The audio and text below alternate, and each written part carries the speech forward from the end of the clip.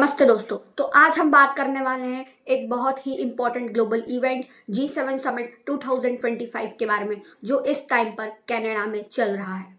दोस्तों, G7 यानी कि ग्रुप ऑफ 7, जो कि इस वर्ल्ड के 7 मोस्ट डेवलप्ड डेमोक्रेसीज का एक ग्रुप है, और उन डेमोक्रेटिक कंट्रीज का नाम है USA, UK, Canada, France, Germany, Italy और जापान। ही साथ यूरोपियन यूनियन भी इनका पार्ट होता है। इंडिया G7 समिट का मेंबर नहीं है, लेकिन हर साल की G7 समिट में उसे एज अ गेस्ट कंट्री के रूप में इनवाइट किया जाता है, और 2025 की G7 समिट में भी इंडिया को एज अ गेस्ट कंट्री के रूप में इनवाइट किया गया है। दोस्तों, होस्ट कंट्री कनाडा ने इस G7 समिट के लिए 3 बड़े टॉपिक्स सेट किए हैं, तो चलिए उन पर बात करते हैं।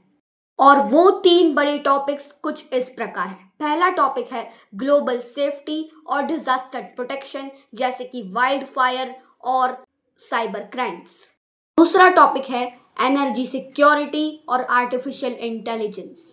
तीसरा टॉपिक है इंफ्रास्ट्रक्चर और डेवलपमेंट पार्टनरशिप्स, जिसमें इंडिया जैसे कंट्रीज काफी इंपॉर्टेंट होते हैं। दोस्तों, अब हम बात करते हैं कि इसमें इंडिया का रोल क्या है, और G7 समिट की कुछ बड़ी हेडलाइंस भी अब हम लोग देखेंगे।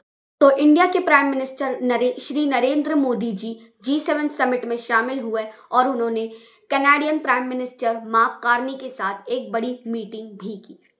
दोनों लीडर्स ने यह डिसाइड किया कि इंडिया और कनाडा के बीच का डिप्लोमेटिक रिलेशनशिप को वापस पुराने लेवल पर लाया जाएगा।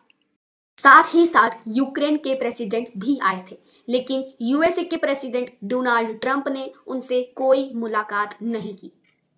दोस्तों, मिडिल ईस्ट टेंशंस का कारण डोनाल्ड ट्रंप G7 समिट को एक दिन पहले ही छोड़कर चले गए।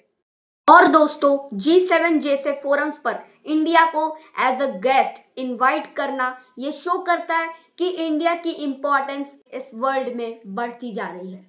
तो क्या आप चाहते हैं कि इंडिया को G7 समिट का एक परमानेंट मेंबर बन जाना चाहिए? तो कमेंट में जरूर लिख के दीजिएगा। दोस्तों, ये था G7 समिट पर एक क्विक अपडेट। धन्यवाद।